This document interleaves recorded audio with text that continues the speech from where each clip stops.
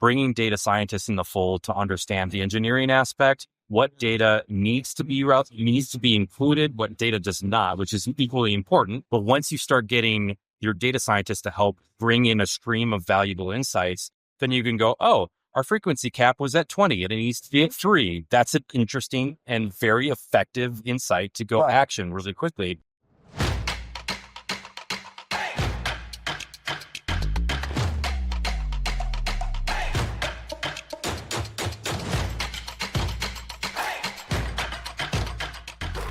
Hello, everyone. Welcome to the eCommerce podcast. Today, we're live at Commerce Media Brand Summit with Keith Lehman, who's leading the global digital commerce for Colgate. Yes. Keith, thanks for being with us. Thanks, Mert. This is awesome. We were at the first inaugural Commerce Media Brand Summit, and everyone's super excited. Might hear a little bit of background, but it's fun environment. Everyone's excited. There's great energy here. I know. I was surprised because our keynote was 8:20 a.m. in the morning, which is quite early for a conference, and everybody was charged up. Everybody's real energized. And daylight saving, so we're all back an hour. Yeah. Exactly. So everyone's on caffeine and they're running lean, but running energized. We're ready to hit the spring. Yes. Wide as in the air. It is. So I'm all ears about hearing your journey. Okay. With that, let's kick it off. Sure. I know you just recently changed jobs at Colgate. You managed Hill's pet care category for a long time. Yeah. Now you oversee the entire portfolio.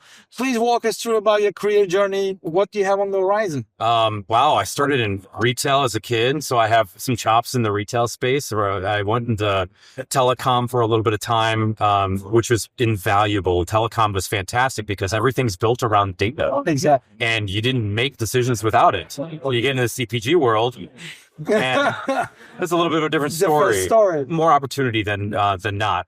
I started with Hills back in 2015 on the U.S. team, one of 4 people charged with running digital for the whole U.S. So it was CRM, website, social, search, and driving capability building and sharing out with the rest of the world. That was like a small sailboat crew? A little bit, yeah. I mean, we were in a great place. It was almost very small business startup feel. We were utilizing Lotus Notes at the time. And so it was like we didn't have a lot of the enabling technology we do today for collaboration, but it was lean and agile, and we were very digital first, which was amazing. So we fast forward the 12 years, I did a little bit of content. I took on a global role, and we've been doing a lot of work in transformation, digital transformation, and adopting technologies, eCom, D2C, and now getting into the Colgate area. It's a different world because it's a lot of different need states, and it's certainly more broad and certainly a lot more product to sell. So it's a lot of where do you keep your attention to? And Colgate, from my lens as an outsider, is always more agile in terms of testing and learning new capabilities, regardless of the broad portfolio. Yeah. But I want to bring it back to the pet care, which is also a very powerful category. Our research shows that pet care owners or furry friend parents tend to spend 2 times more time on content, educating themselves before making a purchase. Yes. And conversion is also approximately 30% high. Mm-hmm. But I want to hear it from the expert. Walk us through the dynamics of pet care category. What was the benefits, learnings that you're going to apply to the whole portfolio? Sure. Let's just start with like the journey for Hills in itself. Yeah. It was, when I started in 2015, there wasn't large media budgets, right? They weren't running TV and huge mass campaigns. They, by nature, had to go to digital. So they were investing in search. They were investing in their website because they have to drive to a website. Right. And they kind of backed in. They had great brand builders on the team, but not at the scale in which they could tell the story. So we utilized digital, and it became more prevalent. So it was like, well, you adopt search, you adopt your website. All right, well, let's start utilizing first-party data. So let's get our CRM together. Right. Okay, now that you're getting CRM, let's charge the media with your audiences. And boost it up. And so they became a powerhouse of digital for Colgate. And we would utilize that as almost an incubator for reaching out to the rest of the Colgate world. Now, I'd say from my own personal experience of running content and social, pet parents are the most passionate people. And it's so interesting. Are we. Yes, yeah. But listening to people, I mean, I ran social for 2 years, listening to pet parents respond to any type of material. They're more passionate. They're more outspoken. It's almost as if the people just generally care more about what they put in their pets than themselves. I agree. Funny story. whoever moved outside of US to the Netherlands, you got their health insurance 2 months before ours. Real story. Yeah, I bet. But that interest that consumers had around adoption, around growing pets, around alien pets, all helped foundationally drive a significant amount of content strategy, which helped lure people in. It was a really big part of the content strategy that we put out there to drive people into interest into the adoption space. And when you think about the pet journey, we had content for each state. So you had people coming in, and then your retargeting became more powerful, and your campaigns became more powerful because of that, because you're driving more audiences. So it was really an interesting journey because of that upskill in digital early on, and it just became more of maturity as we continued through. I haven't worked in pet care category. I admired it, but I worked in personal care and beauty, and I see some similarities in terms of brand loyalty, frequency, and willingness to go extra on the basket size, average order value. And I think that makes the category so profitable and lucrative to make those investments on these new capabilities. Agree. Yeah. So, but from your journey, I read a lot. You have an extensive, impressive career. Thank you. I noticed that you manage 52 markets and over 100 plus brand websites. Yes.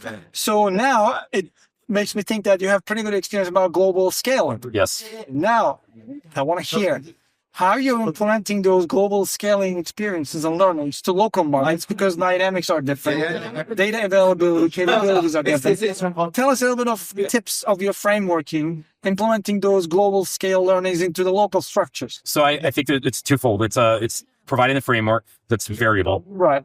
So it's if anybody that's been in a global role, if they tell you that you just manage from the center and you just dictate everything that's happening, first, you're going to have bad relationships. But number two, you're going to have failing frameworks within the local markets. They're not working. And I think you need to have an accessible framework that allows for choose your own destiny, right? And what works well for my customers. So you're not telling them that the wall needs to be red that you're building. You just need to know that there's a wall that needs to be built, right? And then what they need to do with it that works for their local markets, they need to go do that.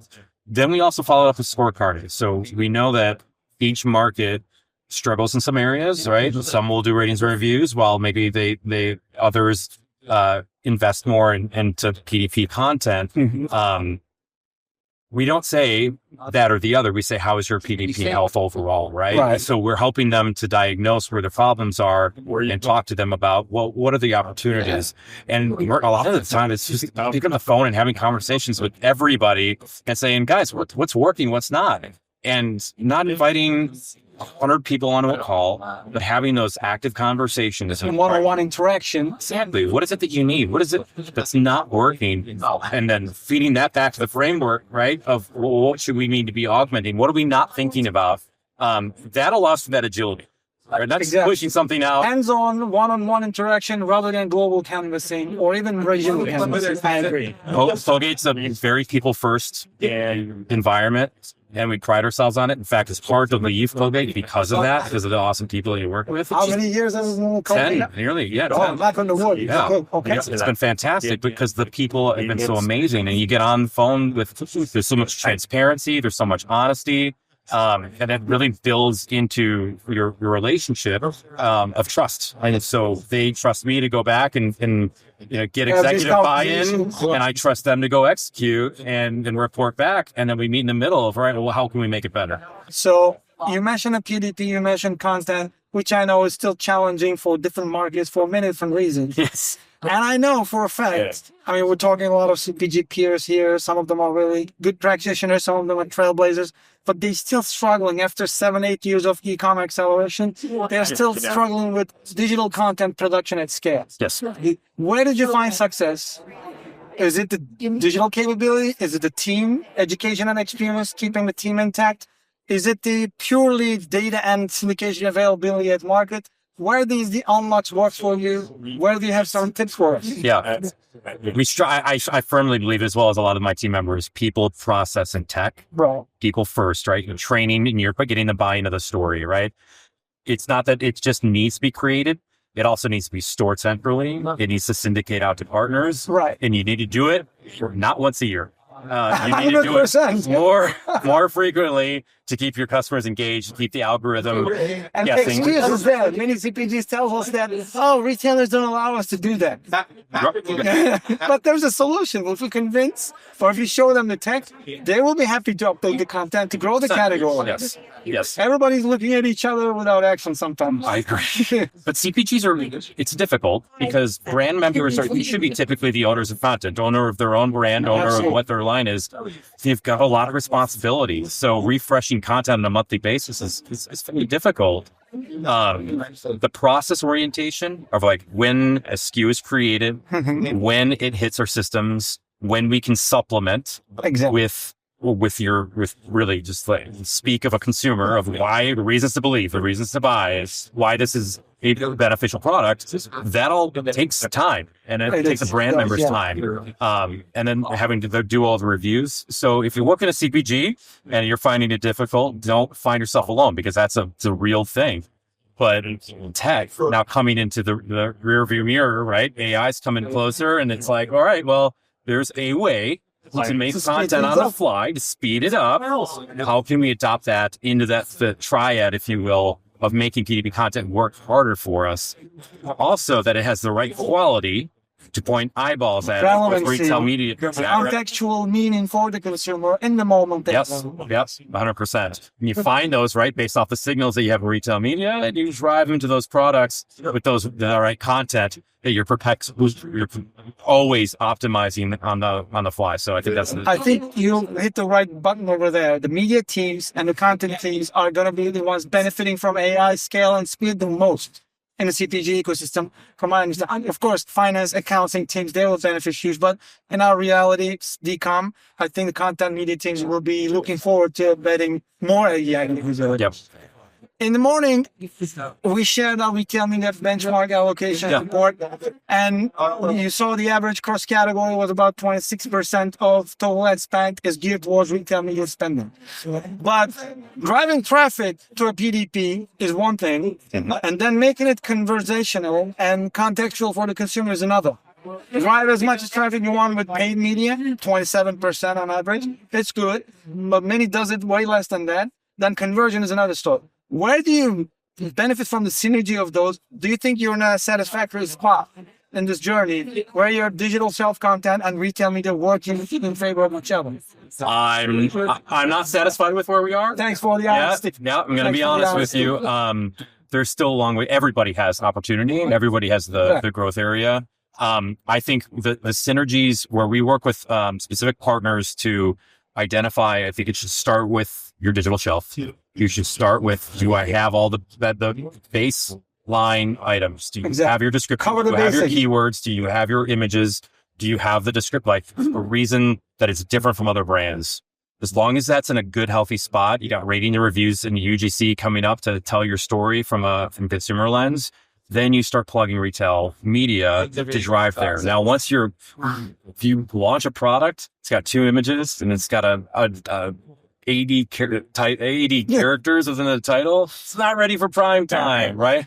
So I think you need to work with your aggregators or however you're buying to set some very standards, very specific rules around if it's not converting, if it's out of stock, if it's just underperforming in general, turn your bids off.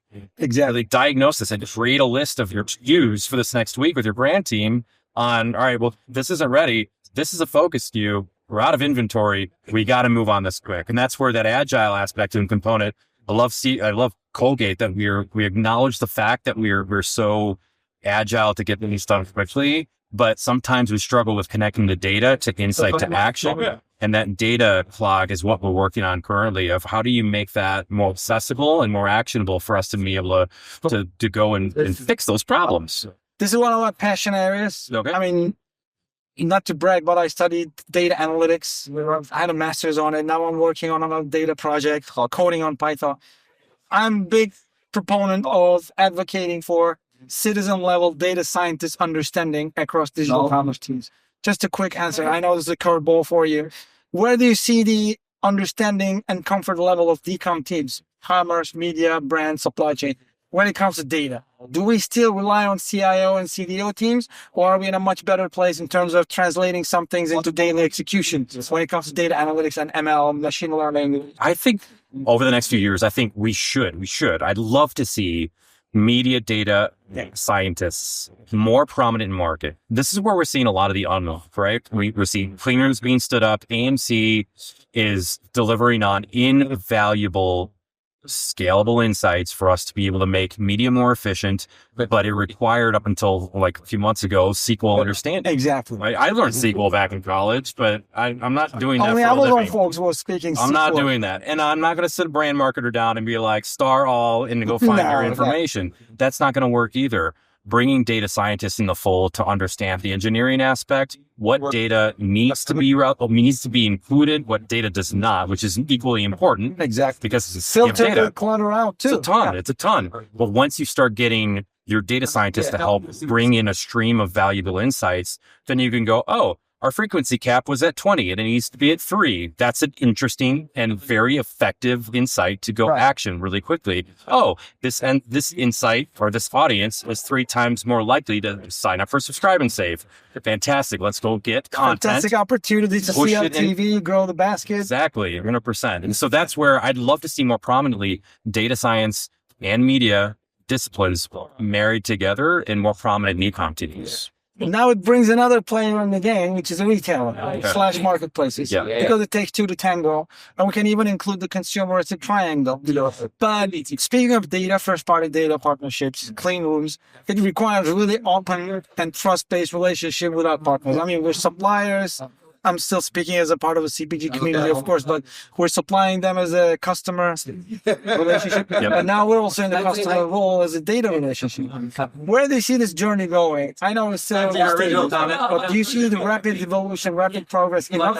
Or do we need more acceleration on data collaboration with retailer partners? Multi-dimensional question with a lot of answers. But what I'd say is the media part of retail media is quickly catching up, right? Brands are now going to require, and I think we're demanding more metrics around viewability, more standards around brand safety, because those are important and very those are high risks when you're running DSP and it just ends up in a really wrong place. You see the mature retailers creating media arms, and they're trying to catch up with dual decades of time of discipline that traditional digital media has had, and now they're trying to keep up, right? So you see things like Orange Apron, Roundel, Connect. They're now becoming more fluent in the media aspect, but they're a little bit more separated, right, from the commercial activity. But they're now, it's media now talking to media around what is negotiated and what we can do and what is being provided. We still have a lot of opportunity. We still have nascent retailers that are delivering PDF reports on a monthly basis that we can't do anything with, right? And that's really manual work. So the standards are starting to, I think the expectations from a brand perspective are starting to raise, which is good. But the power dynamics between retailer where they said, here's what we suggest you buy in order for everything to work smoothly, to more of a, let's meet in the middle and let's create more of a value together as opposed to here's the price it's going to be to play, right? Not the order list, but let's build the order together. Exactly. That's what I hope to see. That equilibrium from the power that retailers had into more of an equilibrium in the middle. I love it. Yeah. And I'm also looking forward to seeing this kind of synergy, this kind of collaboration, because our ultimate goal is growing the category while satisfying the consumer. And I think retail media, to your point, and the data collaboration will just nurture this relationship even further stages in a better way. But now I want to drill down to the AI topic a little more, the sexiest 2-letter word of our decade. And you give... What would a podcast be without AI, exactly, right? Yeah. What would be just kicked out? You mentioned some good examples about the content, but I want to get a little deeper than that. If you can give us some a little juicy, saucy examples. Where did you get most benefit from recent AI implementations? It doesn't have to be a name of a product, but a use case for AI tech. Did you unlock something new recently with the AI? I think what we're seeing is where the marketing fluff is where we can promote our product a little bit more. So we're testing in a lot of different places. Right. So let's just be honest. And I think everybody is. What I would like to see is imagery take on the next forefront. That is the next thing that we tackle. And we're seeing some really great some great work coming out of our AI generation. They're not there yet. They're certainly not there yet. But let's take tech aside for a second and let's talk about more like legislation. What's really going to be the issue is regulatory, right? And we're going to have some breaks on being soon. Okay. If you look at what it would take to prompt an AI generation tool to create something is about 2 paragraphs long with all your brand guidelines, with what it should and should not include, all the claims that it should have, right? Starting from scratch is going to be really difficult for brand teams. So we don't see a lot of platforms enabling those brand guidelines and that control. But even that aside, even if that did exist, I feel like, and I'd love your opinion on this too, I feel like something almost needs to go wrong in the world where some commercial activity, which is like they used AI, it was driven out there, but now consumers feel like they were blindsided or it was falsely led to believe, for legislation to come in and say, okay, here are the do's, here are the don'ts, here is how we are going to measure AI. Like if it's a filter or if it's got to be a disclaimer somewhere for CPGs at mass to feel more comfortable with approaching it, because it's very gray. There's no black and white right now. And I think we're waiting for that to happen. Unfortunately. It is too murky. I agree with that. It's too murky. Yeah. And we need some kind of natural or deliberate intervention to make it put on the rail. I agree with that. But going back to I think the use cases that we're seeing right now, what we're winning in is your description options, your keyword options, and assessing your overall PDP scores. Like we're looking at how its health is in general, and then utilizing that as a scorecard to continue to optimize. So we're utilizing it where we can and testing it in terms of PDP, like imagery optimization. And I'd love for us to get to video content. Yeah. And we talk about doing full funnel campaigns. And so again, if anyone out in the AI community is building these things, it's not just a one image thing. It's you're going to have to think multi-dimensional, multi-channel, multi-formats. It's got a stream TV, but then land out a PDP that says the same thing. And as long as you have the same characters, art form, and expression come through, it's a win. No, I'll be admitting my own sharing here, because we've been working with CPGs. Sometimes we share some external examples for different categories, what others are doing in a non-competitive category. Colgate Palmolive is always ahead of the curve from where we can see from our vantage point.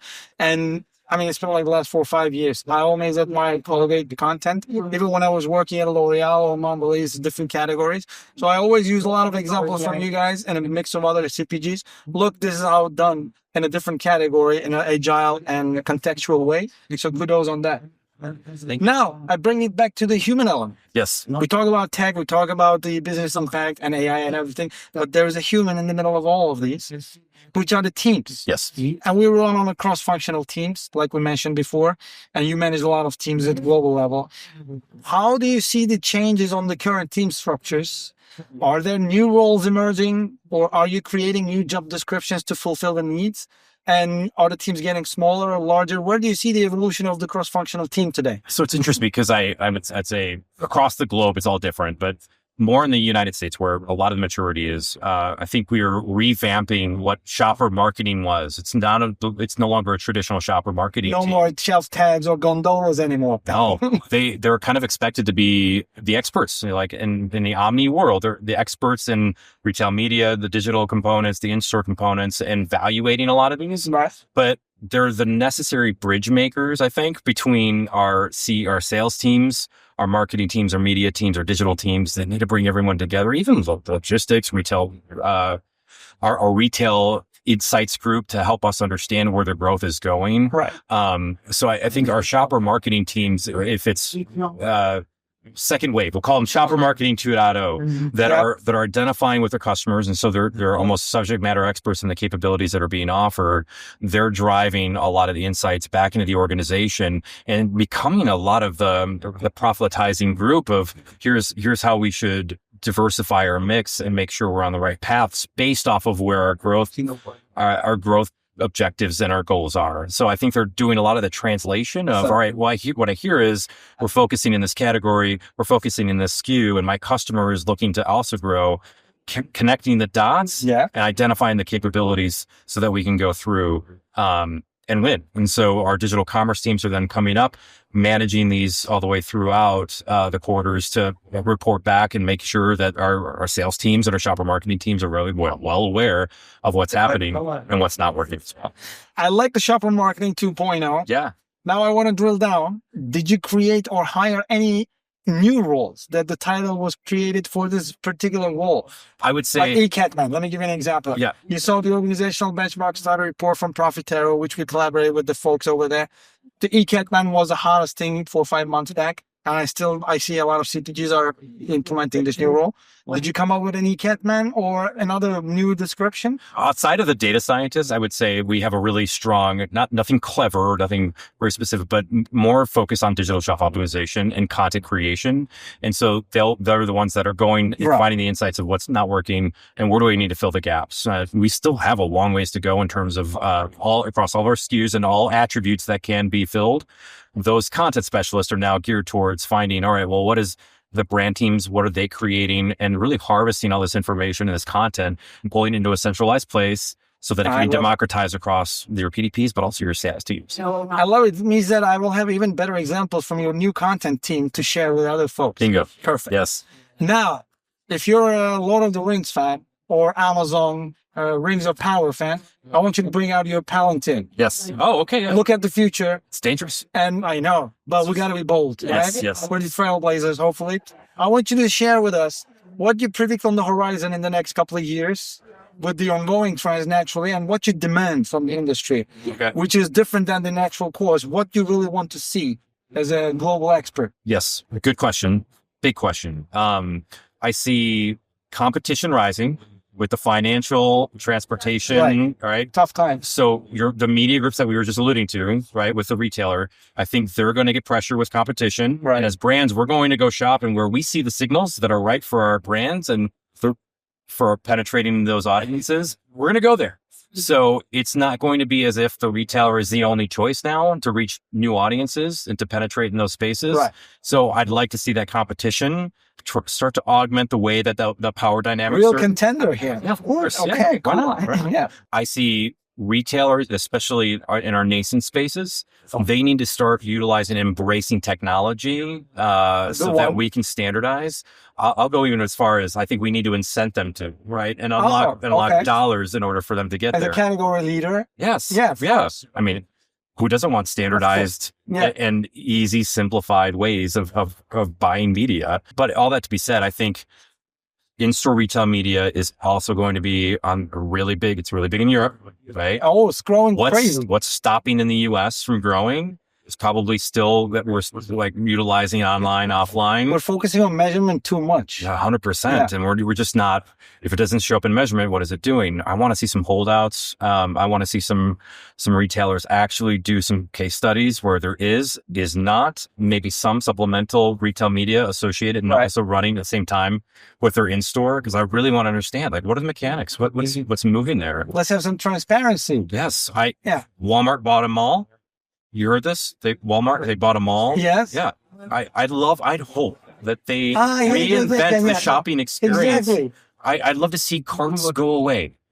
I don't want shopping carts anymore. I want to be able to go into a store, QR code, add to shopping cart. QR code, add to shopping cart. See it on the digital screen, deliver to home. 100% personalized experience to what you're doing.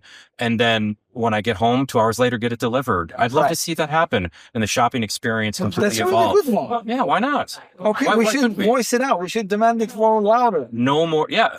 So we see a lot of retailers that are locking up all of their inventory. I know. Yeah, I know. it's insane. That's fine. Put a QR code. I'll add it to cart and I'll see it at home. Bingo. So I think the ecosystems are going to start building bridges. Measurement needs to start figuring out digitally influenced sales across all to help us get more comfortable with these investments, but they have to be transparent. They have to start standardizing this data. Because omnichannel is not a fancy North Star anymore. It's a reality.